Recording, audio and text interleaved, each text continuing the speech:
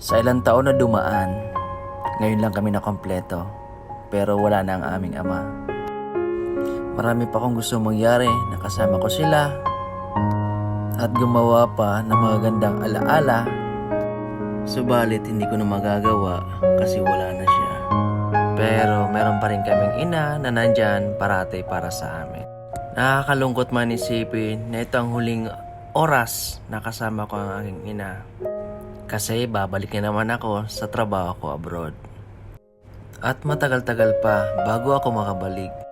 At tanging babaunin ko na lang ay yung mga gandang mga alaala na kasama ko si Papa nung siya ay nabubuhay pa. Yung mga kwento niya at mga payo niya. Naalala ko lang noon na parati kayong magkasama sa bahay na kami lang dalawa, kwentuhan, tawanan at mga payo. Kasi bago ako pumunta ng abroad, parati ko siyang kasama. Ako po nagbabantay sa ospital. Yung mga huling sandali nung nabubuhay pa siya. Ang bigat sa pakiramdam habang ginagawa ko tong video na to. Naalala ko yung mga pinagsamahan namin. Nagpapasalamat daw siya sa lahat ng netulong namin magkakapatid.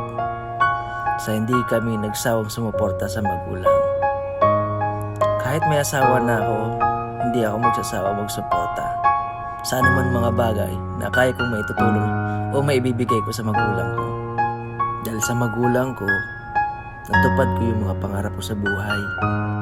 Basta sundin mo lang ang mga payo ng mga magulang mo. Mapapabuti ka kung ano man ang tatahakin mo sa buhay na meron ka ngayon.